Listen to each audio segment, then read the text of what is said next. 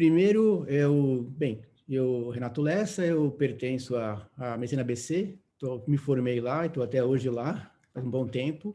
E a Escola Paulista, a Unifesp, é a minha segunda casa. Eu fiquei 14 anos entre 90 e 2004 e estou voltando agora. Quer dizer, depois de um longo período ausente, eu estou voltando agora. E muito por causa da própria oftalmo integrativa, né? Muito bom.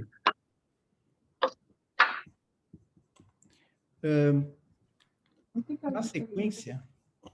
Me pareció muy buena. Vou trocar aqui. Creo que salió bien. Estão vendo aqui? El site, tú consiguió buscar el link y todo. Tem dois microfones abertos, Renato. Márcia Cristina e Ronaldo Perino. Está no modo apresentação, Renato? Tenho a impressão que não está no modo apresentação. Tá, um minutinho só. É porque é PDF, né? Espera só um pouquinho, tá entrando aqui. Foi? Agora foi, Não, né? tem um PDF aberto, Renato. Não é um PowerPoint. Um minutinho só. Eu acho que você abriu aí. Agora sim.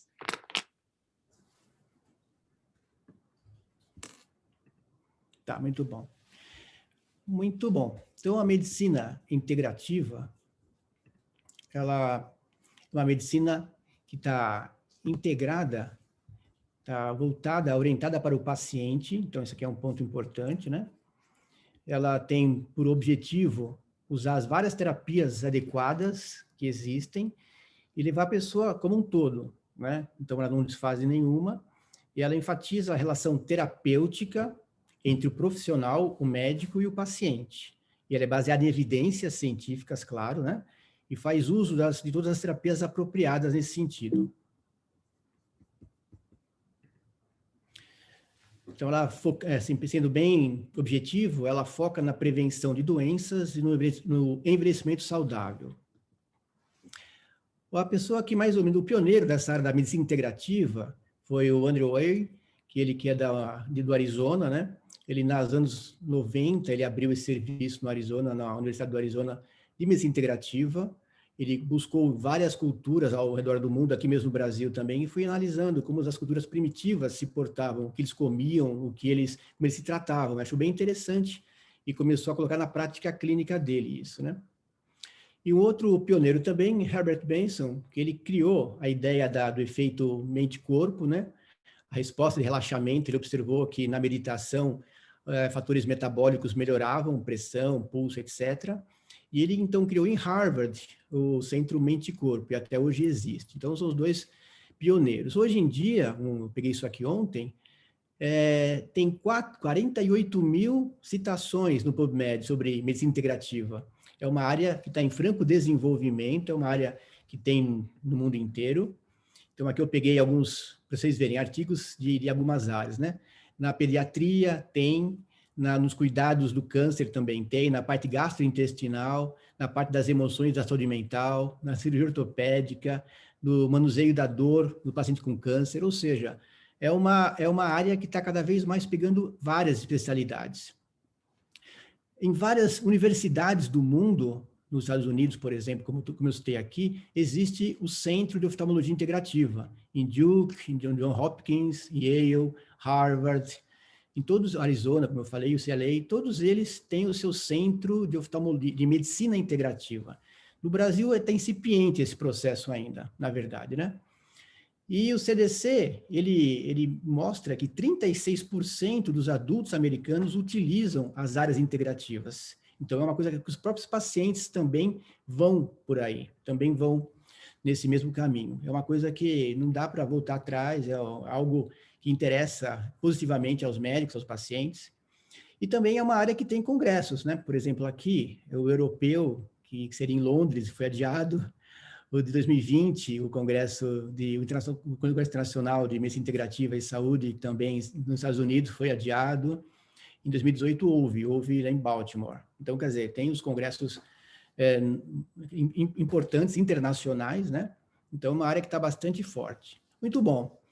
E aí, assim, de onde surgiu o meu interesse pela medicina integrativa, né? Como eu falei para vocês, eu saí da Escola Paulista em 2004, fazia lente de contato, fiz segmento anterior, fiz córnea, enfim. E acabei saindo, mas fiquei na medicina ABC, onde estou até hoje como chefe da lente de contato. Mas esse caminho foi um pouco diferente, né? Basicamente, meu pai, ele faleceu em 2007 de câncer de fígado.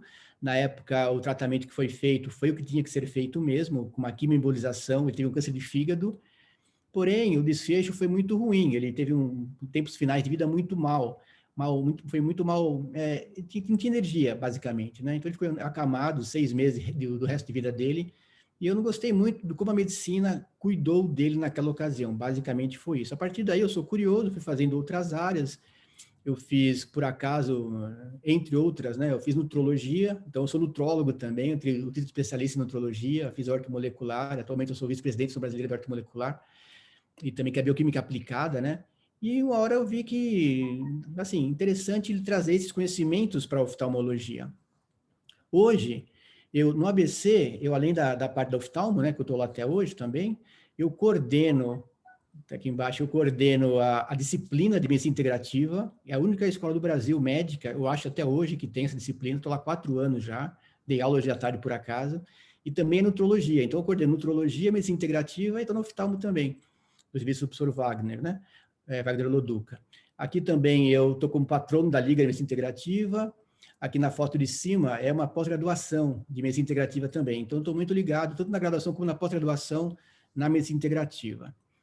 Mas e aí? E aí, onde que vai para a oftalmologia, no fim das contas, né? Então, o que eu achei bem interessante é que essas áreas integrativas, a parte de bioquímica aplicada, a parte de nutrologia, nos dão bastante elementos para nós trabalharmos bem na oftalmologia também. Então, na Arvo, em 2019, com um trabalho sobre vitamina D, o meu grupo, né, ganhou Hot Topics and Emerging Trends. E em 2020, um trabalho sobre cirurgia refrativa e termografia ficou no top 5 da área de imagem e foi até classificado para disputar o Outstanding Poster Award Competition, mas não houve, né, por causa do que foi cancelado. E nesse ano aqui, em 2021, também um trabalho de termografia refrativa, um número um pouco maior, um pouco mais abrangente, também nós ganhamos um Travel Grant. Quer dizer, é uma área que permite com que se consiga algum desempenho legal, né, em áreas do exterior. E assim, os olhos, como já foi falado, a janela da alma, a lágrima, que é o fluido que pela medicina oriental, medicina chinesa, é o mais valioso do corpo humano, uma gota de lágrima equivale a 5 de sangue, segundo a medicina chinesa, né? Então temos que valorizar muito, a gente tem contato direto com ela, né? E a partir daí, eu achei que valia a pena levar adiante, e junto com muitos amigos meus, né? Já citei aqui a doutora Ana, doutor Fúvio, a Cris ajudou também, a gente começou, o primeiro curso foi um curso na Paulista, esse aqui de cima, à direita, até a Desde Freitas está com a gente aqui, Turacassi também da iPharma agora, também nos ajudaram bastante aqui. Isso foi em 2019. Antes disso, houve o CIMASP, já fizemos 3 CIMASPs. Essa foto aqui de baixo, a professora Carla Scorza, o Fúvio, né, o Ivaldo da GO, Fernando das Práticas Integrativas, professor Ursini também na Clínica Médica, também deram as aulas esse ano aqui. Então, já tivemos 3 anos no CIMASP, já houve o curso da Escola Paulista em 2019, que foi presencial, 2020, tem essa foto aqui embaixo do meio, onde as aulas estão, inclusive, no YouTube do Centro de Estudos também. Essa, por exemplo, tem mais de 1.600 visualizações já, houve 10 aulas, também no ano passado, né, foram 10 aulas, e fizemos, então, os 2 cursos, 3 CIMASPs e 2 simpósios nacionais, 2 simpósios nacionais de oftalmo integrativa, com o apoio da Medicina ABC, e aqui quero agradecer bastante a doutora Cássia Jordão, a doutora Carla Tratz, que também que sempre me ajudaram bastante, foram minhas parceiras nesses eventos. A Cris ajudou bastante no ano passado também, no simpósio de oftalmo integrativa. Então, a gente foi pouco a pouco trazendo para a área isso e arregimentando pessoas interessadas. Nós vimos que tem muita gente interessada nessa área. Isso que nos motivou ao ponto da Cris ter essa ótima ideia de tentar colocar como um núcleo, né, de oftalmo integrativa, cuja ideia principal, além de fazer pesquisas, né, como vocês vão ver, tem muita coisa interessante para a gente trabalhar em cima disso aqui, também tratar de novas formas de olhar o paciente, né, que eu acho que é bem interessante. Então, só que os trabalhos que eu falei para vocês, né, então, em termografia, que ficou nos 5 melhores da área, né? O de cima ali, a vitamina D. O interessante é que nós determinamos que na lágrima a vitamina D está muito maior do que no plasma, muito maior do que no plasma, né? E embaixo um trabalho aqui que a gente ganhou, o Travel Grants também, trabalho de termografia. Então, vocês veem, vitamina D na lágrima, termografia, são áreas não usuais para a gente, né? Para oftalmo convencional, e áreas de destaque, assim, nesse caso, né? Muito bom. Agora eu vou falar um pouquinho de trabalhos que se faz hoje em dia, trabalhos, eu peguei os mais recentes, eu tentei pegar 2017 no máximo para cá, 20, 21 especialmente, de revistas muito importantes, para a gente ver o quanto está se fazendo, o quanto está se falando, o quanto está se buscando alternativas, buscando a verdade a partir de aspectos que não são comuns para a gente. Então, o Zé Álvaro comentou da microbiota. Epigenética é uma área que nós temos que estar atentos hoje em dia, né? A microbiota, tanto do olho como da boca, vocês vão ver daqui a pouco outros trabalhos, como do próprio intestino também tem uma ação importante na inflamação. E novos paradigmas podem ser vistos. Aqui embaixo, o slide ele desconfigurou um pouquinho, daqui a pouco vai aparecer o slide de cima, pessoas com terapia com testosterona, as mulheres com terapia de testosterona, principalmente, mas os homens também, mas mais as mulheres, podem ter um aumento dos casos de oclusão arterial da retina, de ramo arterial da retina, pelo uso de testosterona. Então, a gente tem que começar a perceber até a influência dos hormônios, né, e tudo mais. Aqui, nesse caso aqui está aparecendo. Então, a suplementação de testosterona, 2018, aqui no trabalho da Retina, né, mostrando alterações vasculares na retina, mesmo em usuários de testosterona, cada vez mais comum. Um outro aqui da epigenética, né? 2020, uma revista bem importante também, ligando a degeneração macular ligada à idade com a epigenética, que é uma coisa que nós vamos ter que falar cada vez mais a respeito disso, e a DMRI está ligada especialmente nesse conceito, as doenças do envelhecimento do olho especialmente, então glaucoma, catarata, DMRI, estão bastante interligadas em aspectos de funcionamento a longo prazo, a epigenética está muito envolvida nisso, então nós temos que cada vez comentar mais, aqui é uma tendência, é uma evidência emergente, né, a avaliação epigenética associada à degeneração macular ligada à idade. Disfunção mitocondrial na degeneração macular ligada à idade e a melatonina como tratamento potencial. 2020, esse trabalho também, nesse jornal importante, né, dizendo, então, que a melatonina, o efeito dela, ela resulta, nas mitocôndrias, resulta numa diminuição do estresse oxidativo, que é um outro termo que nós temos que falar bastante a respeito, inflamação, e na apoptose. E esses achados demonstram que a melatonina tem um potencial efeito na prevenção e tratamento da degeneração macular. É uma coisa, como eu falei, cada vez mais temos que estar ligados a aspectos um pouco nem tanto convencionais para nós. Então, a epigenética, hormônios, por exemplo, testosterona, melatonina. Um outro aqui, do Progress Retina Eye Research, uma super revista, desse ano, 2020, né? Ligando a melatonina com o controle da pressão intraocular. E esse trabalho, no fim das contas, observou que a melatonina pode sim ter um trabalho bastante importante nos olhos, inclusive saudáveis e nos glaucomatosos, na parte da pressão intraocular. Cada vez mais se pesquisa a melatonina na pressão intraocular, que vai ter uma sessão que vamos falar um pouquinho sobre o sono, o Augusto vai falar um pouquinho sobre esse aspecto certamente também. Voltando um pouquinho para a parte da microflora. Então, nesse trabalho da Progress Brain Research, então, a microflora comensal que induz as células T e a sua ligação com a degeneração no glaucoma. Então, vocês veem que aqui que também a própria neurodegeneração do glaucoma associado com essa microflora comensal, e isso também pode levar às desordens neurodegenerativas, etc. Ou seja, temos que começar a pensar um pouco na microflora, na microbiota. Aqui, esse trabalho, 2020 também, de uma revista importante, mais um, o link enigmático do olho com a desbiose. Desbiose é um conceito que é uma alteração da flora. Geralmente, ela foi associada à parte intestinal, desbiose intestinal, mas em qualquer flora. Pode ser a oral, pode ser a conjuntival. Nesse trabalho, eles observaram uma relação entre os patógenos orais e doenças oculares. E aqui eles colocaram que pode ser um trigger, né, da disfunção imune no eixo oro-óptico. E isso promove as alterações que podem levar, por exemplo, à alienação macular ligada à idade também. Então, começar a perceber até a flora, doenças perigengivais ou gengivais mesmo, que estão muito ligados a isso. E tem muitas doenças que começam na boca, exatamente. E aqui outra revisão bastante interessante, 2018, o papel da microbiota na doença retiniana. É uma revisão que observou toda a microbiota intestinal, e existe um interessante eixo, o eixo intestino-retina. Existe um eixo já sabido, intestino-cérebro, e nesse artigo eles estão colocando como esse eixo intestino-retina como algo diferente do intestino-cérebro, do intestino-cérebro também.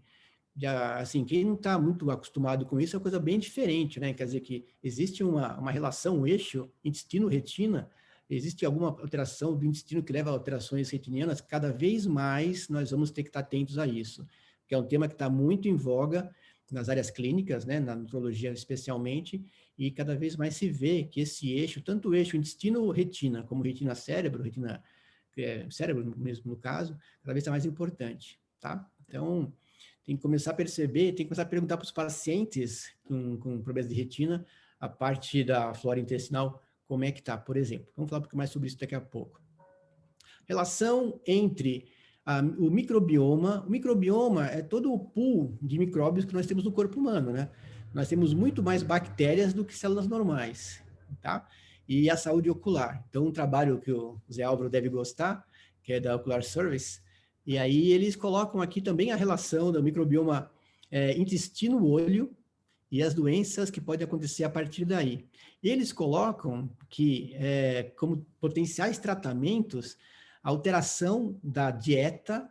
Então, muito importante, vocês vão ver daqui a pouquinho, a gente começar a pensar em dieta dos pacientes também. Não, assim, ser especialista nisso, mas ter conceitos nesse sentido, né? Probióticos, dieta com probióticos, cada vez mais, eu acho que vai ser necessário a gente começar a passar dietas de probióticos para doenças degenerativas oculares as mais variadas. E nesse caso, ele até coloca como um transplante fecal, que é algo que estava um pouquinho em moda tempos atrás, hoje em dia ainda se faz em casos mais extremos, digamos assim. Mas, enfim, nesse caso, nesse trabalho, ele pontuou isso. Outro trabalho que o Zé Álvaro vai gostar também, e vai ter uma aula no curso sobre microbiota, sobre desbiose, e o Zé Álvaro vai comentar também nesse dia. Então, a microbiota intestinal, e assim, pessoal, os problemas de saúde do corpo humano começam no intestino. Isso é clássico na clínica hoje em dia, né? Eles podem afetar a síndrome do olho seco. Coloca-se aqui um eixo, não simplesmente intestino-retina, mas também um eixo desbiose intestinal, superfície ocular, glândula lacrimal. Então, esse eixo, desbiose intestinal, distúrbios da superfície ocular e da glândula lacrimal também com algo interligado. Isso é muito interessante você perceber que também abre possibilidades de você tratar o olho seco, tratando, por exemplo, a microbiota intestinal, melhorando os hábitos alimentares, usando probióticos, enfim, existe essa chance também de melhora do quadro. Um outro aspecto que também nós temos que estar bastante atentos, o estresse oxidativo. É uma coisa que fala-se também pouco, né, na nossa área, né, mas que a bioquímica nos mostra o quanto importante ele é. E o estresse oxidativo, também um artigo de 2019, de uma revista importante também, ele induzindo a morte das células por ferroptose, que é assim, é o depósito de ferro levando realmente a uma ferrugem localizada, levando as células do epitélio da retina, tá? Então, quanto mais nós pensarmos em fazer uma antioxidação, quanto mais observarmos como é que estão os depósitos de ferro, como é que está, eventualmente, caso o estresse oxidativo geral do paciente, talvez a gente consiga melhorar um pouquinho esses aspectos também, tá? Eventualmente, alguns quelantes de ferro, ou seja, tem que começar a perceber, prestar atenção até no ferro, como é que está o ferro daquela pessoa, e a partir daí, o estresse oxidativo. Para vocês terem uma ideia, o ferro realmente enferruja. E um dos pontos que acha-se que as mulheres morrem mais tarde do que os homens é porque elas menstruam, então elas perdem ferro no sangue menstrual. Elas têm naturalmente menos ferro que o homem.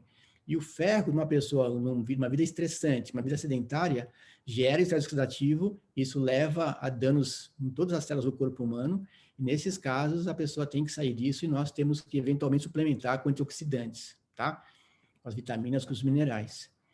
Um outro trabalho, de 2017, mas dessa importante revista, né, da Progress Retinal Research, o impacto do estresse oxidativo e da inflamação na degeneração do epitélio periférico da retina, na MD, né, não vascular, MRI não vascular.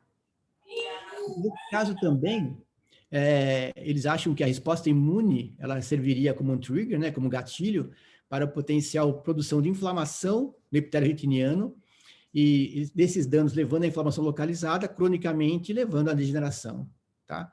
Então, a ideia é observar bem aspectos inflamatórios possíveis, aspectos de estresse oxidativo. Acho que cada vez mais, eu vou repetir essa frase, que falo bastante aqui, nós temos que estar ligados ao processo de anti-inflamação ou de modulação da inflamação, que é até mais interessante, e também do combate ao estresse oxidativo. A maioria dos problemas dos olhos começam no estresse oxidativo. A ideia interessante, perdão, é que o olho é o órgão do corpo humano mais sujeito a essa situação do estresse oxidativo. Por quê? Primeiro que ele tá exposto à luz solar, que já por si só já gera danos, tanto que a luteína, a gente já estão lá para proteger a mácula, bem claro isso. Outro ponto também é que a retina tem uma alta demanda de oxigênio. É o tecido do corpo humano que mais gera radicais livres, que mais gera o consumo de oxigênio por milímetro quadrado. É muito alto o metabolismo. Imaginem pegar o reflexo luminoso, transformar aquilo em elétrico e mandar para o cérebro. E como está envolta a retina, os ácidos graxos poliinsaturados, que também são muito sujeitos ao estresse oxidativo, então tudo isso torna o olho especialmente complicável no aspecto da inflamação, tá? Então, isso é uma coisa bem interessante que nós temos que olhar com cuidado também. Mais um trabalho aqui, esse aqui da dieta, dos micronutrientes e da microbiota intestinal, de novo com a degeneração macular ligada à idade. Mais uma vez, Nutrients é uma revista muito boa, que tem um fator de impacto em torno de 5, é uma revista muito boa, e fala muito sobre oftalmologia. E acho que é uma revista que tem que se começar a ver, porque tem muito tema lá sobre isso. Novas perspectivas nesse eixo intestino-retina. Eles orientam aqui que a pessoa deve se tratar o intestino da pessoa, usar antioxidantes, usar ômega 3, que eles acham bastante interessante também, e evitar a dieta ocidental, evitar os carboidratos de fácil digestão, os não integrais, né, os refinados, que são realmente complicados, o açúcar especialmente. Então, a pessoa que tem uma tendência, tem os casos iniciais de MRI, tem que começar a ver com mais cuidado o seu intestino, a sua desbiose, sua dieta, inclusive, né?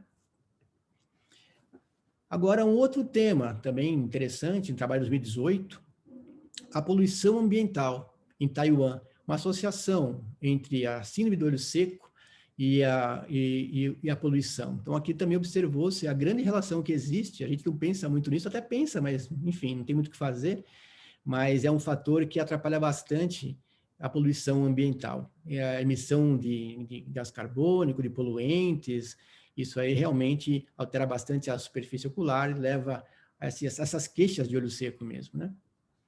Aqui um outro trabalho também, uma revista importante, SAR Report, 2019, a poluição do ar significantemente associada com casos severos de inflamação ocular alérgica.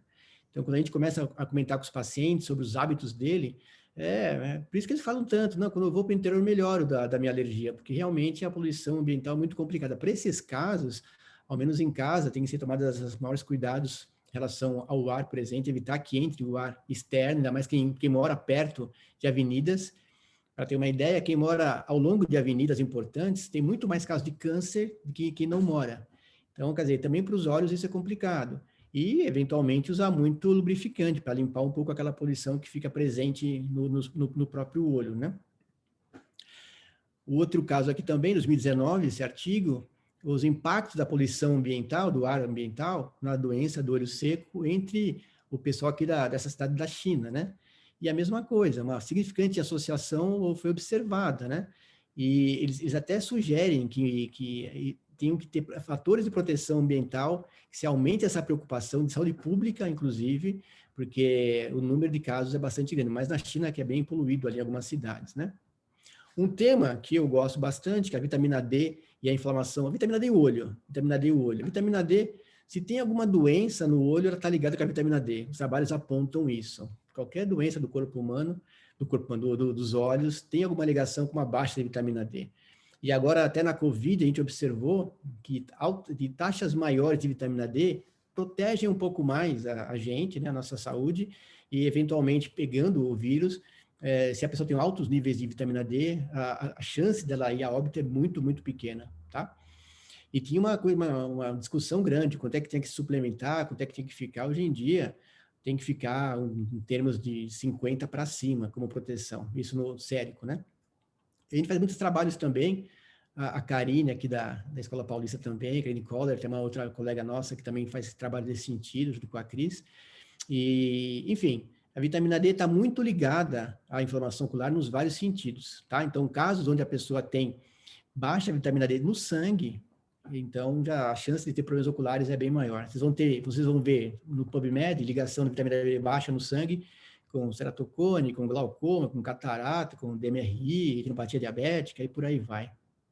Então, uma coisa interessante é começar a observar a vitamina D, começar a prescrever vitamina D para os pacientes. O outro trabalho aqui também, em 2018, o papel da vitamina D na patogênese de doenças oculares. Como eu falei para vocês, em 2019, que a gente recebeu lá o Hot Topics, né, que foram 63 trabalhos do mundo que receberam o Hot Topics, e esse é um trabalho, a gente fez um trabalho, entre aspas, simples, mas mostrou que na lágrima dos pacientes normais, o índice de vitamina D é muito alto. E a gente observa já, isso faz parte das minhas pesquisas, a Ana está nos ajudando também, o Fulvio, a mesma coisa, os níveis de vitamina D estão mais baixos na lágrima em doenças oculares também. Então, uma coisa que a gente tem que estudar um pouco mais de carinho, porque alguma coisa interessante tem nesse sentido, né? Então, a mesma coisa, até na pressão intraocular está envolvido aqui. Uma revista importante, 2020, né? Uma revista importante também. E quanto menores os níveis de vitamina D que a gente observa na sua deficiência, tem uma maior chance de ter uma vitamina D de ter, né, alterações oculares um pouco mais importantes. Os resultados da superfície ocular em pacientes tratados com vitamina D oral, né, uma suplementação. Então, observou-se nesse trabalho, tem até nos arquivos brasileiros, eu trouxe por causa disso, para enfatizar nossa revista aqui, 2020 também, que a suplementação de vitamina D melhora até os casos de olho seco, melhora até os tratamentos oculares superficiais, né, com colírios, etc., pelo uso de vitamina D oral. Então, assim, eu sugiro que os pacientes que têm olho seco observem a vitamina D sérica deles, se tiver baixo, suplementem, tá? Suplementem para ficar, tipo, maior que 30, pelo menos, né? 50 é ideal. Não sei o que acho, né? O pessoal do mundo inteiro está achando isso. Aqui outro trabalho também, de 2020, uma associação entre vitamina D e olho seco, né? Uma revisão sistemática. E então suporta-se, né, essa ideia, o conceito de que a vitamina D tem uma importante função na saúde ocular. Então, pensem em vitamina D quando vocês forem avaliar as doenças oculares. Então, ver a dieta, ver a microbiota, ver estado oxidativo, inflamação, vitamina D.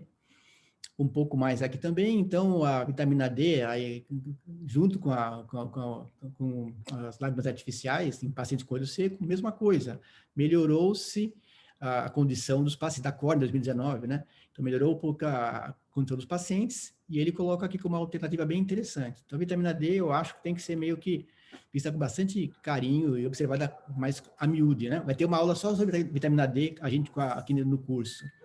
Semana que vem vai ter uma aula. Vão ter duas aulas, né? Uma sobre estresse oxidativo, antioxidantes, e uma sobre a matriz extracelular, que também são áreas de ciências básicas, mas porém bastante importantes para a gente, né? Aqui, 2019, o zinco e o seu papel na inflamação na retina envelhecida. Observou-se que com o envelhecimento, os níveis de zinco na retina diminuem bastante, e o zinco é um componente de um importante antioxidante, a superóxido dismutase. E na falta dele, na falta dessa defesa do corpo humano, as inflamações acontecem mais. Então, por exemplo, aqui a sugestão é que até eventualmente, em casos de envelhecimento, suplemente-se com zinco, por exemplo, que está tão importante aqui na COVID, né? metais pesados na etiologia do glaucoma, na AI 2020. Então, metais pesados, eles também estão ligados a várias doenças, lesão macular, glaucoma, especialmente catarata, mas nesse caso, eles avaliaram no glaucoma. E os metais pesados são arsênico, cromo, cobalto, chumbo, mercúrio, manganês, e por aí vai. Cada vez mais se observa. Eventualmente, a gente não pensa muito nisso, a gente não pensa em avaliar os metais pesados, mas em alguns casos é interessante e tem que se fazer uma relação para retirar esse excesso de metais pesados. Isso aí é um assunto para outro momento, né? E aqui, a agregação, 2018, esse trabalho, uma agregação do Y cristalino na lente, no cristalino mesmo, nas fibras cristalinas do cristalino, revelando um potencial para a doença, para a catarata em si, pelo mercúrio. O mercúrio é um problema. Até o próprio ômega 3 que nós consumimos, nós temos que estar observando bem se tem mercúrio, se é free de mercúrio ou não, porque às vezes está tomando vitamina D, ômega 3 está se contaminando, os peixes têm muito mercúrio, infelizmente. Usa-se muito mercúrio para procurar ouro, né, lá no norte do Brasil, e de forma que todo o solo brasileiro lá de cima está contaminado, e está quase chegando aos lençóis freáticos, né? E os mais importantes, o aquífero Guarani, que nós temos embaixo aqui também, vai ser muito complicado. Então, o mercúrio é muito perigoso, os pesticidas também, 2017. Então, a exposição aos pesticidas, o Brasil é um campeão mundial de pesticidas, cada vez mais se aceita pesticidas do Brasil, os agrotóxicos, né? E nesse caso, observou-se até uma relação de consequência com a queratosia e a neovascularização corneana também. Então, as pessoas que se expõem aos pesticidas, os trabalhadores especialmente, é muito complicado. Um outro trabalho aqui da superfície ocular e o uso e a exposição crônica de pesticidas. Alterações celulares acontecem na córnea, alteração do turnover, apoptose. Quer dizer, tem até que se perguntar para os pacientes onde é que eles vivem, como é que eles trabalham, porque quem lida com pesticida, e nós todos estamos sujeitos a isso, porque a alimentação nossa é cheia de material, de agrotóxico, vamos pensar bem, os defensivos agrícolas, né, que falam, mas na verdade o ideal é que a gente comece a consumir mais orgânicos, né, para evitar esse problema. Aqui na parte da alimentação, 2019, na Nutrients, também estratégias nutricionais para prevenir a catarata. Parece um tema muito estranho, mas é uma revista importante que colocou isso aqui sim, e eles observam que a parte antioxidante tem que ser observada bem, tem que se ver toda a parte da avaliação nutricional. Então, esse conceito da pessoa envelhecer e se alimentar bem, e, enfim, ter outros hábitos saudáveis, é muito interessante para as doenças oculares. Imagina para o resto.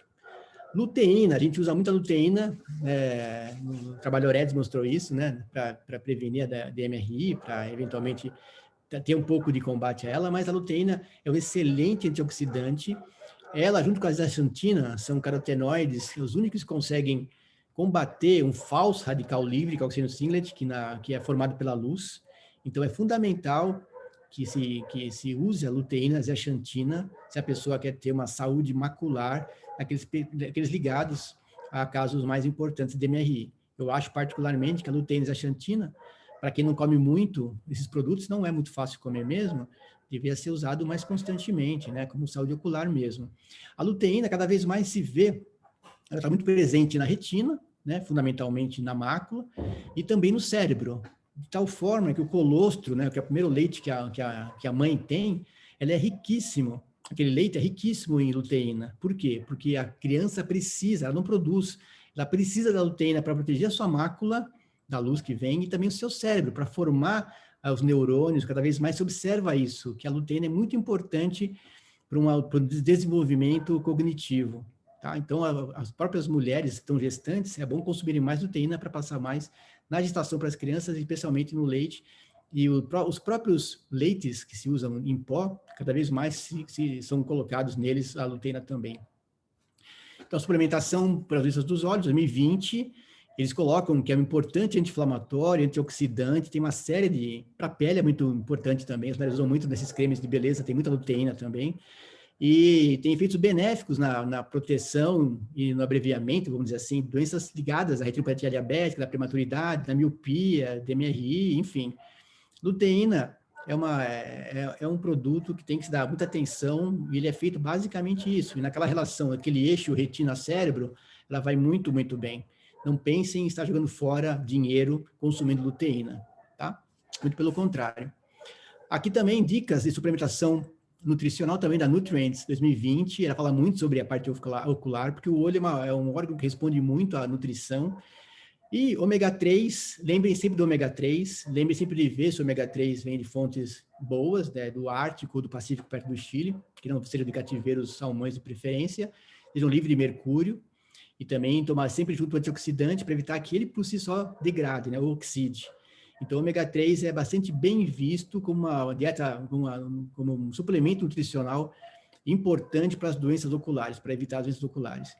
E um outro ponto que eu falei também, a gente tem que começar a pensar em orientar os pacientes em relação à dieta. Quem tem doenças do envelhecimento, DMRI, glaucoma, catarata, temos que começar a orientar o paciente a evitar a dieta ocidental, deixar de lado um pouquinho os refinados, deixar bastante de lado o açúcar, porque isso aí só piora o quadro. Então, só piora a inflamação. A dieta ocidental é inflamatória. Então, quem tem alterações ligadas à idade nos olhos, catarata, DMRI, diabetes, etc., tem que trabalhar bem nessa questão da alimentação. Mudando um pouco de assunto para estilo de vida. Então, por exemplo, é interessante nós sabermos, e apareceu também numa revista importante, em 2018, que a yoga, né, que é tão recomendada para o estresse, para a ansiedade, etc., ela pode realmente precipitar um DR de posterior, uma DVP importante posterior. Então, aquelas posições que a pessoa fica inclinada, por exemplo, que é muito bom de forma geral, mas para os olhos pode não ser. Especialmente a pessoa que tem alguma alteração predisponente nos olhos, orientar até que tipo de yoga a pessoa pode fazer. Isso vai acrescentar qualidade à nossa relação médico-paciente e à própria saúde do paciente também. Estilo de vida, né? Exercícios e a saúde da retina, 2019. Cada vez mais se observa também que bons hábitos de saúde em relação aqui aos exercícios físicos levam a benefícios na retina, no olho de forma geral, a retina especialmente, tá? Então, também, outra observação, quem tem problema de retina, orientem os pacientes a fazer exercícios físicos, caminhada, corrida. O outro aqui, um outro artigo na Acta Oftalmológica 2019, atividade física e doenças dos olhos. Conclusão: quanto maior a condição física da pessoa, as atividades físicas, e menor o sedentarismo, há uma menor prevalência de retinopatia diabética. Especialmente diabéticos, nós temos que orientar as pessoas, não precisa mandar para o endócrino, deixar nas mãos dele, nós temos que orientar as pessoas a fazer exercício, dieta. Outro aqui, DAI, atividade física, comprometimento visual, doenças dos olhos, mesma coisa. Então, cada vez mais existem situações que ligam o glaucoma, DMRI, a retinopatia diabética, e nós lidamos muito com doenças do envelhecimento ocular. Quando você lida com isso, você tem que começar desde cedo a tentar prevenir isso aqui. Não é tão complicado. Orientar exercícios físicos, orientar uma dieta um pouco melhor, hábitos saudáveis, a pessoa vai ganhar muito com isso. Avanços no tratamento, né, no diagnóstico e tratamento do olho seco, também da Progress Retina Eye Research 2020, quer dizer, vocês observam que importantes revistas oftalmológicas já estão lidando com esses pontos que pareciam estar em outras áreas, né? Mas nesse caso, eles colocam que o sono é importante, exercício, hábitos saudáveis. Então, eu sugiro que a gente já comece a ver os pacientes realmente, como eu falei, como um todo, não só pelo olho, né? A orientar uma dieta, uma suplementação nutricional, eventualmente, de vitaminas e minerais, um sono melhor, fazer coisas básicas, né? Os olhos dos pacientes, o paciente, de forma geral, vão melhorar bastante. Então, o próprio sistema visual, os problemas também ligados à toxicologia. Nesse sentido, também, problemas que estão ligados à questão visual, do sistema visual também estão ligados ao desenvolvimento da retina e problemas de sinalização dos retinoides, doenças que podem estar ligadas à tireoide também, tudo isso devido aos poluentes ambientais.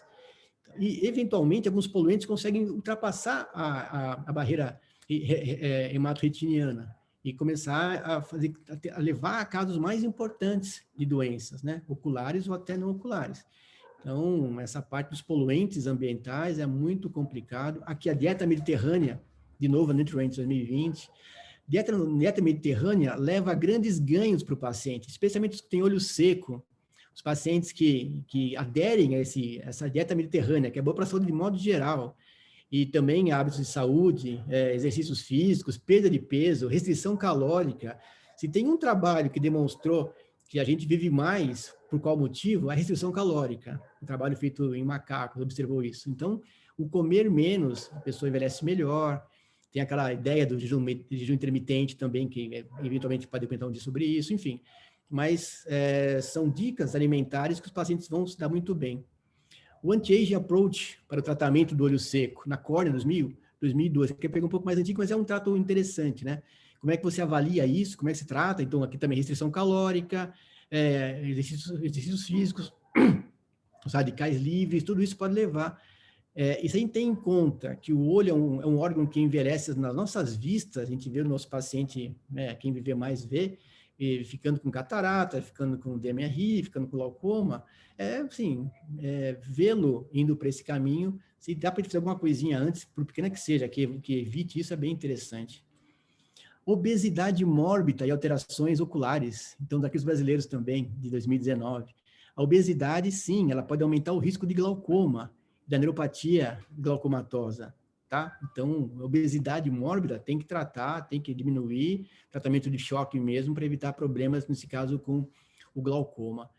O estresse oxidativo e os fatores de crescimento da miopia. Nesse trabalho de 2020, um importante jornal também, mostra que o estresse oxidativo, os fatores de crescimento colocados sobre isso também, e, eventualmente, até um pouco da hereditariedade local, podem, sim, estar comprometendo mais o caso da miopia por si só. Tá? Então, esses altos míopes devem ter problemas ligados ao estresse oxidativo, e nesse trabalho, fundamentalmente, ele observou que esses fatores todos, estresse oxidativo, fatores de crescimento localizados, etc., podem levar a uma piora da miopia. Então, até isso tem, né? E o papel do estresse oxidativo, né, ou das espécies reativas oxigênio, que é a mesma coisa, na revisão das doenças oculares. Mesma coisa aqui. Eu trago para a gente forçar um pouco o assunto, né? Então, aqui de novo, ó, glaucoma, retinopatia diabética, DMRI, tudo mais. Tem que se avaliar a pessoa como um todo, como é que está a vida dela, está muito estressante, se ela se alimenta bem, se está suplementando. O estresse oxidativo na retinopatia diabética, na patofisiologia da retinopatia diabética. Aqui, mais uma vez, numa revista de diabetes importante, 2019, o estresse oxidativo é um ponto focal para as complicações acontecerem.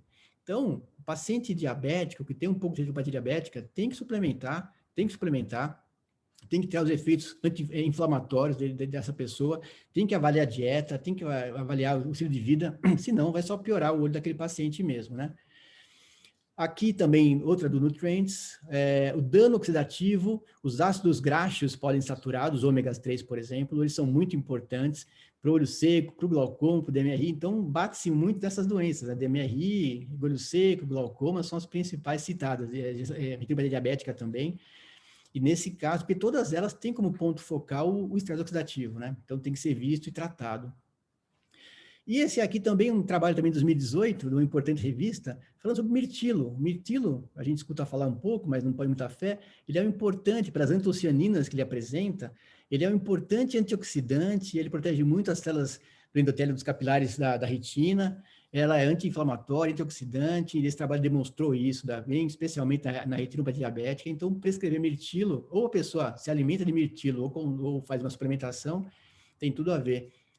E para quem também tem problemas de visão noturna, o mirtilo é interessante. É só lembrar que na Primeira Guerra Mundial, os pilotos da Royal Force Aérea Britânica, eles tomavam sempre uma geleiazinha, comiam uma geleia de mirtilo para começar a voar, porque eles chegavam um pouco melhor à noite. E isso realmente parece que tem uma certa função mesmo, né? Mas é verdade. Voltando a falar um pouco mais de epigenética, né? Outro tema que eu falei no comecinho da exposição, a gente tem que ver muito isso aqui, porque está realmente muito forte essa situação. É um tema muito em voga. Mais um pouquinho também a respeito disso aqui.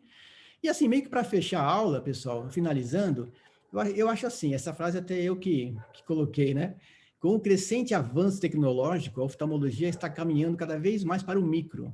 Então, nós estamos caminhando para o micro porque a tecnologia nos leva a isso. E que tal voltarmos também a olhar o macro? Lembrando que os olhos fazem parte do corpo humano. Parece tão óbvio, mas a gente esquece um pouquinho disso às vezes.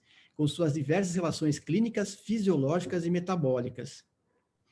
Havendo uma visão mais integrada dos olhos ao resto do organismo, novas possibilidades propedêuticas e terapêuticas surgirão. Vocês viram vários exemplos, né? De Mateus, isso na Bíblia, tá, né? Os olhos são a candeia do corpo. Se os seus olhos forem bons, todo o seu corpo será cheio de luz. Mas se os seus olhos forem maus, todo o seu corpo será cheio de trevas. Mateus 6, 22 e 23. E quem sou eu? Você só vai perceber quando olhar nos meus olhos, ou melhor, além deles. Wesley Spector. Pessoal, era isso que eu queria apresentar para vocês nessa primeira aula do curso, né? Deixa eu só deixar aqui para a apresentação, né?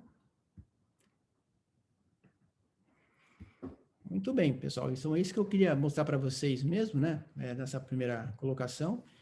E vamos bater um papinho, tem um pouquinho de tempo ainda para a gente conversar. Quem quer falar alguma coisinha, pode colocar para a gente aqui. Não sei se a Cris está por aí ainda. Cris, está nos ouvindo? O Zé Álvaro também veio muito microbioma também hoje, né? Estou aqui, Renato, lógico. Estamos aqui seguindo aí.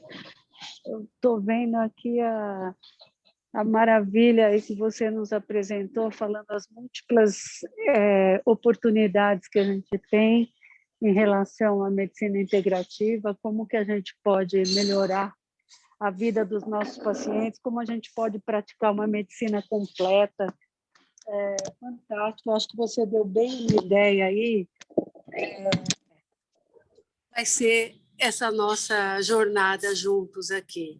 Eu acho que você mostrou a importância, quer dizer, eu vejo as pessoas às vezes falarem, mas isso aí não tem evidência, não sei o quê, não sei o quê. Agora, o ponto é, todo mundo compra aquele centro, né, e toma, quer dizer, na realidade, é fazer as coisas sem o conhecimento necessário, é não saber como adicionar essa parte no dia a dia, como fazer isso virar uma coisa eficaz, como usar da forma correta, da melhor maneira essa outra parte da medicina. Eu acho que o ser humano, eu vi o Renzo Sansoni, ele escreveu que há muito mais mistérios, né, entre o olho e o corpo humano do que a gente imagina. É isso aí, quer dizer, eu acho que o importante, voltando, né, no começo, falando que o que me moveu, o que moveu o Renato, o que move muitas pessoas que estão envolvidas na medicina integrativa, é olhar o indivíduo como uma coisa completa, é buscar incansavelmente todas as formas que a gente pode usar para melhorar a vida dos nossos pacientes e as nossas vidas. Quer dizer, são coisas tão... Como que a gente vai falar em diabetes sem saber como que o paciente vive, como ele dorme, como ele come? Vai culpar a genética? Não. Vamos melhorar a parte da epigenética, vamos conhecer o paciente, vamos fazer medicina, vamos usar o que a gente sabe. Então, eu acho que o Renato apresentou para a gente as possibilidades. Quer dizer, ele apresentou, por exemplo, ele falou bastante, e a tese dele é a vitamina D, né? Quer dizer, como que a gente pode não querer saber o status da vitamina D do nosso paciente? Eu que faço a área, como o Zé Álvaro falou no começo, uma área correlata, uma área que usa a medicina, que é o VIT, né? Muito relacionada à área dos indivíduos inflamados.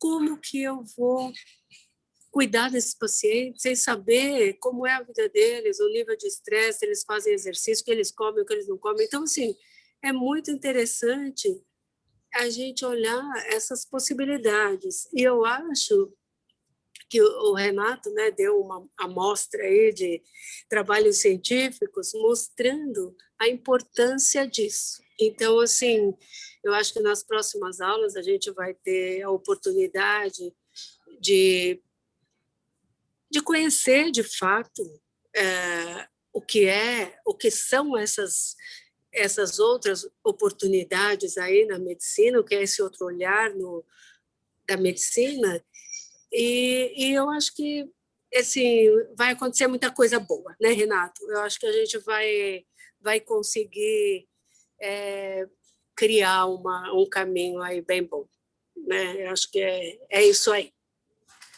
A gente vai aprofundar mais, né, Cris, nas próximas aulas. Você está sem som. Desculpa. A gente vai... Estou sem som? som? Eu que estou sem som.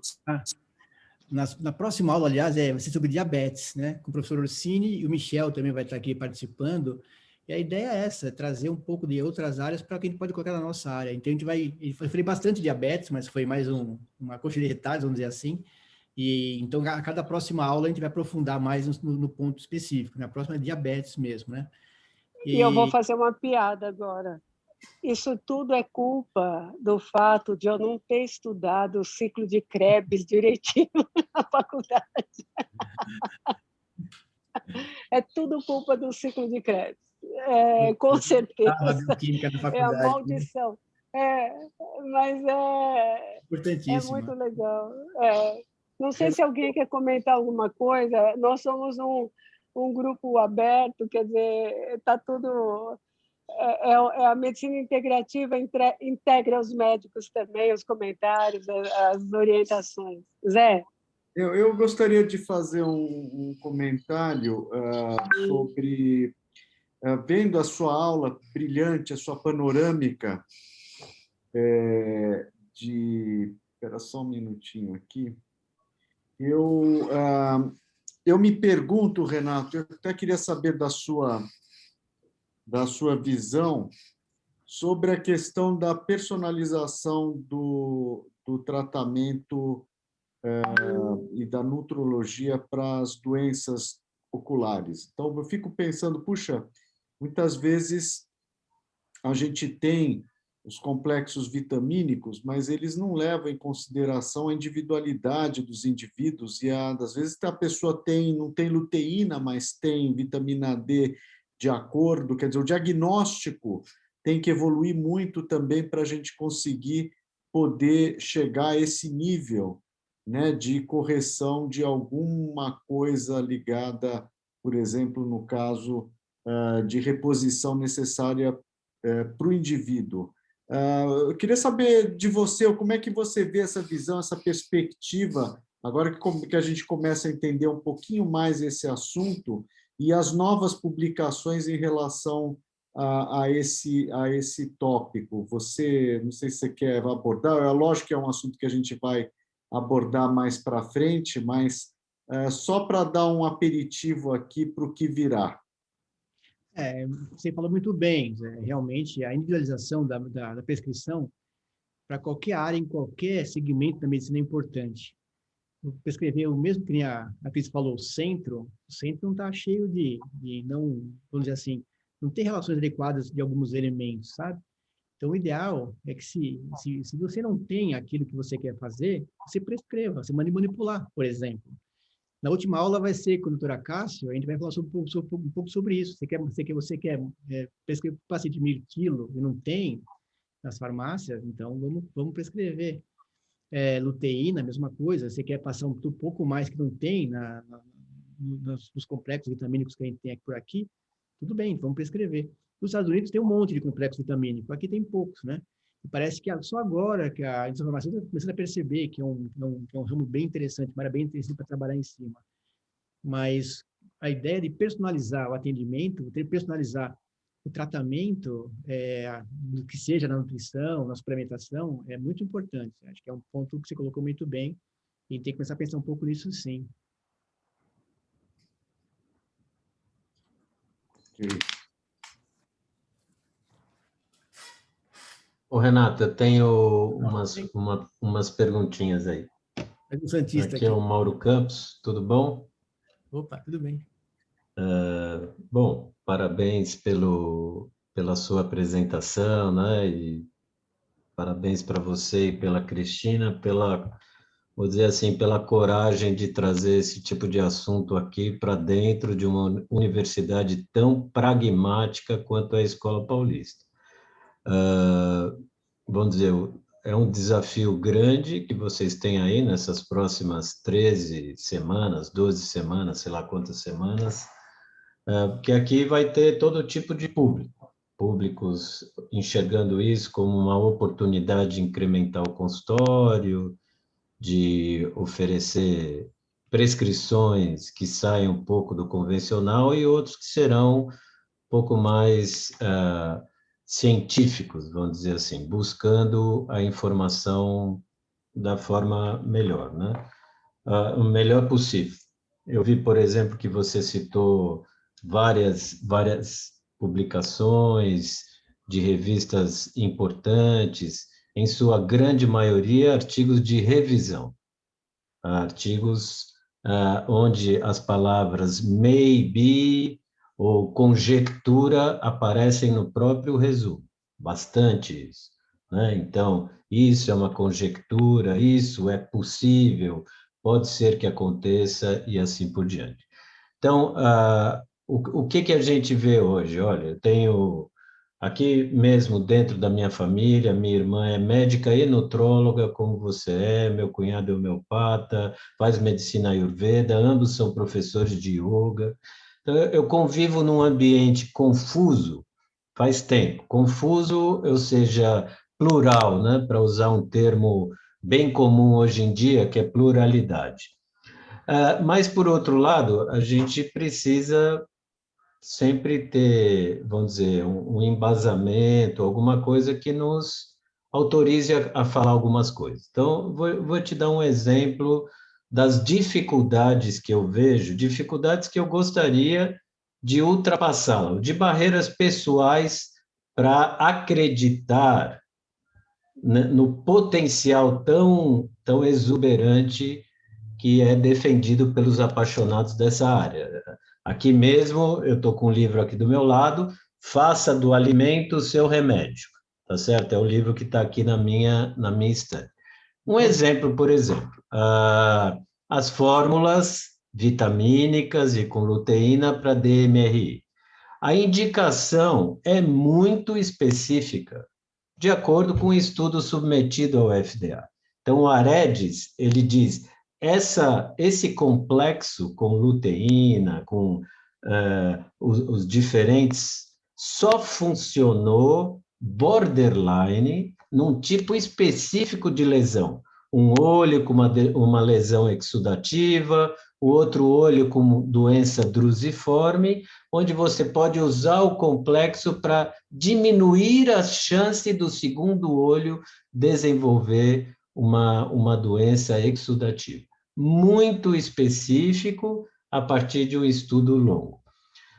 Eu vejo também bastante as pessoas comentarem de estresse oxidativo, né? Eu sempre lembro assim, se eu sou um organismo aeróbico, eu tenho que conviver num ambiente de produção de radical livre de oxigênio, senão minha mitocôndria não funciona e todas as reações do meu corpo humano não vão funcionar.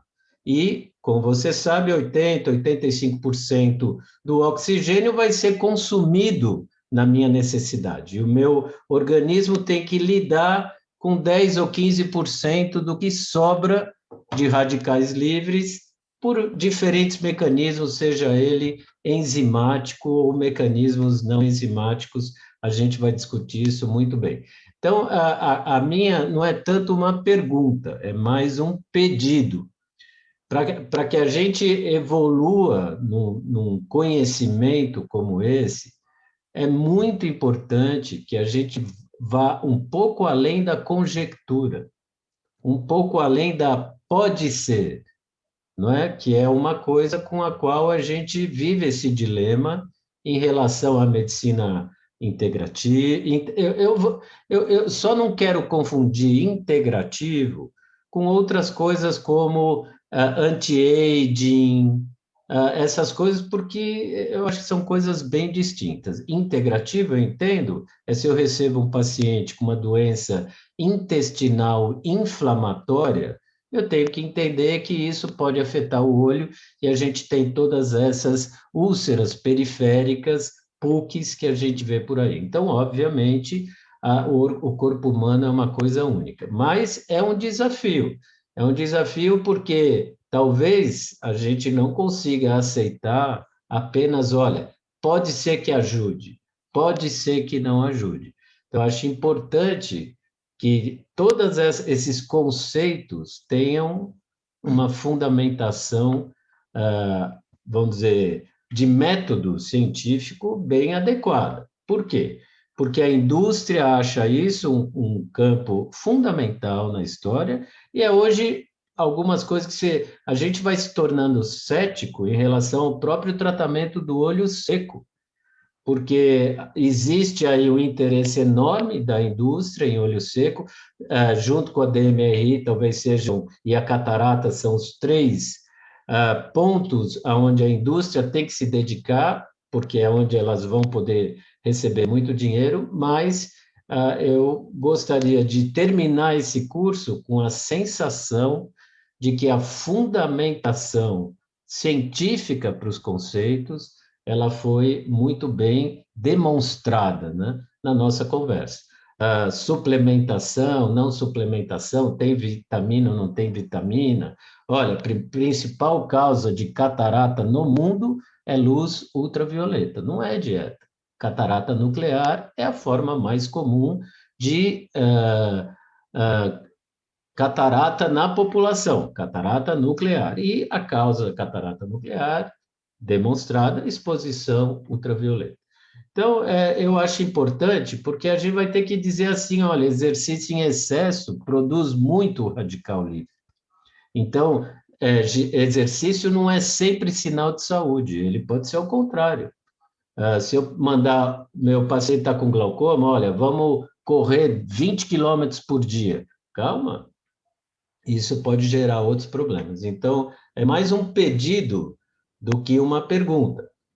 Seria bom se ao longo dessas semanas a gente tivesse aí uma clareza, uma segurança de que todas as afirmações que a gente vai fazer aqui nesse período, elas são baseadas em trabalhos com um método científico adequado. Eu sempre fico preocupado e gosto de diferenciar as coisas. A ciência, ela é chata, ela é desagradável às vezes, ela é disciplinada, porém, a pseudociência, ela tem um problema, ela traz para nós aquilo que a gente gostaria que acontecesse, aonde a gente tem muita esperança nas coisas, e pseudociência é um problema. E a ciência, eu acho que é o lado que a gente precisaria ficar um pouco. É mais um pedido, e não longe. Eu estou começando a aprender esse assunto, tá certo? Então, eu não sei nada sobre ele, mas eu gostaria de terminar o curso sabendo referências que podem realmente me dar segurança a fazer uma fórmula individualizada de vitamina, por exemplo. Um exemplo assim, como vocês citaram. E saber que hoje a gente está dando fórmulas AREDs para pacientes que não vão se beneficiar da fórmula. O número de pacientes tomando esses comprimidos e que tem drusa é muito grande e não tem nenhuma evidência de que isso ajuda em drusa. Isso ajuda especificamente naquele paciente que tem uma forma exudativa no olho, lesão drusiforme no outro olho, que talvez você ajude a que ele não evolua o outro olho. Tá certo? Então, é mais isso que eu gostaria de... Não, Mauro, Mauro, acho que só vou tomar. A pergunta foi para você, mas eu não aguento também de não falar um pouco. Eu acho que assim a ideia de trazer esses assuntos para a universidade, Mauro, é exatamente essa: procurar exatamente essas respostas às suas questões. As suas questões são as minhas questões, e eu compartilho e concordo com o que você falou. E eu acho que isso é o que nós estamos buscando. Então, Renato, agora você aí, que a pergunta foi para você, eu me intrometi. Não, foi bom o Mauro colocar isso, porque é uma coisa que, desde que eu comecei a fazer isso, eu escuto essas coisas contrárias, mas, primeiro, vamos falar do processo acusativo. A gente precisa formar radicais livres, o corpo precisa disso, para matar bactérias, para ativar hormônios da tireoide, enfim. tem uma série de situações onde era importante. O que é ruim é o excesso de oxidativo, o excesso em excesso. Então, cada 5% do oxigênio que nós respiramos se transforma em radical livre, e é importante para isso. Agora, o excesso disso é que é mais complicado. Quanto à luteína, por exemplo, assim, Mauro, tem que ficar, não é fácil, eu estudei bastante essa parte, assim, né? E trabalhos científicos, assim, se você for ver em outras áreas que no hospital, você vai pegar muito mais do que isso daí. Vitamina D. Há um ano atrás, eu participei de uma live com 3 professores renomados, né? E eu, assim, no mundo, não, no máximo 2.000 UI por dia, porque não sei o quê, no máximo 30 por dia. Pô, eles estavam errados. Eles estavam errados. Eu mostrei para eles, eu falei, poxa, pessoal, não é assim. O olho tem mais de 100, pessoal, vamos, né? Não, hoje em dia, mostrou-se que não é que eu esteja certo, mas a cultura mais moderna que lida com vitamina D está adequada. O Covid mostrou isso. Antes do Covid, você não podia prescrever mais do que 2.000 UI por dia, porque você estava errado. Mostrou-se o contrário agora. Então, as pesquisas estão para isso mesmo. Por exemplo, a fórmula AREDS que você comentou, concordo com você. Eu acho até que nós temos que começar a fazer algo preventivo, entendeu? Para evitar que se chegue nisso. Eu pertenço à Quantidade Society, e a cada 2 anos nós nos reunimos em Cambridge, na Inglaterra, esse ano que teria novamente, eu já fui a 3 desses eventos, onde estão os principais cientistas do mundo em luteína, em zeaxantina. E lá eu falei com a doutora Emily Schill, que coordenou o AREDS, eu falei para ela, doutora, essa forma não está legal. Eu falei para ela. Ela falou, eu entendo que não está legal, mas acontece que me passaram isso, a gente fez. Se você está ligado à fisiologia, à bioquímica, você está suportado por algo muito importante, Mauro, que as pesquisas vão demonstrar depois. Você não pode ficar esperando só a pesquisa chegar para você não fazer. Desde que tenha suportado pela bioquímica, pela fisiologia, pela patologia, pela histologia, pelas ciências básicas. Por isso que eu acho que é importante nós sabermos pesquisa básica. Vai ter aula aqui só sobre isso, sobre a área básica. Para entender como é que funciona esse processo todo, para entender um pouco melhor o que a luteína faz, o que o ômega 3 faz, o que a vitamina D faz, para saber o que eles fazem, para entender um pouco mais com o que nós estamos lidando. Você entende?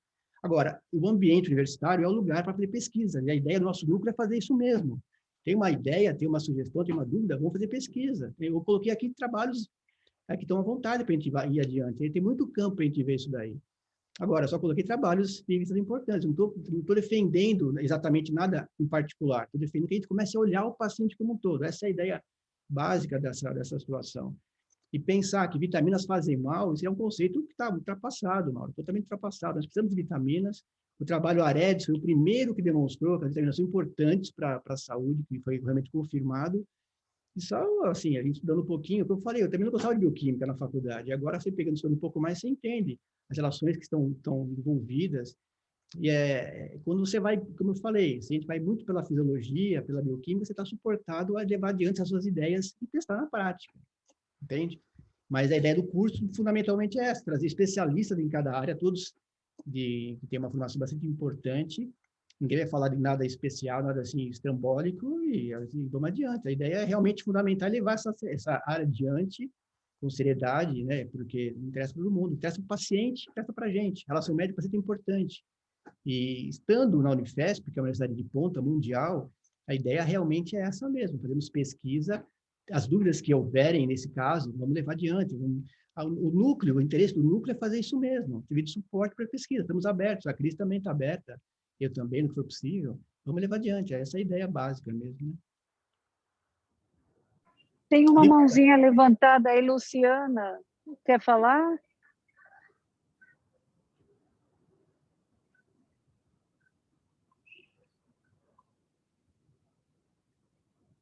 Não? Tá sem querer a mãozinha levantada. Luciana Boldrini tem uma mãozinha levantada aqui. Ok, não. Alguém quer fazer mais alguma consideração? Alguma consideração final? Algum questionamento? Tem algumas questões ali no chat, depois nós podemos até responder, né, Renato? Bastante até, né? Mas acho que a gente chegou no horário aí de fazer aquela até a próxima aula, né? Assim, onde nós vamos dar muita oportunidade, eu acho que a gente responda questões fundamentais aí para essa, como tudo que é, vamos dizer, novo, eu acho que tem o lado do anjinho e do diabinho, né? Que fala, nossa, isso aí é ruim, não, isso aí é bom. Então, a nossa ideia, né, Renato, é colocar o anjinho e o diabinho frente a frente e a gente achar essas respostas aí de uma maneira mais consistente, mais fundamentada, né? E levar também essa nova medicina e esse novo olhar na realidade para, como eu falo, o nosso foco fundamental é que o paciente. Então, é o que nós vamos batalhar para fazer.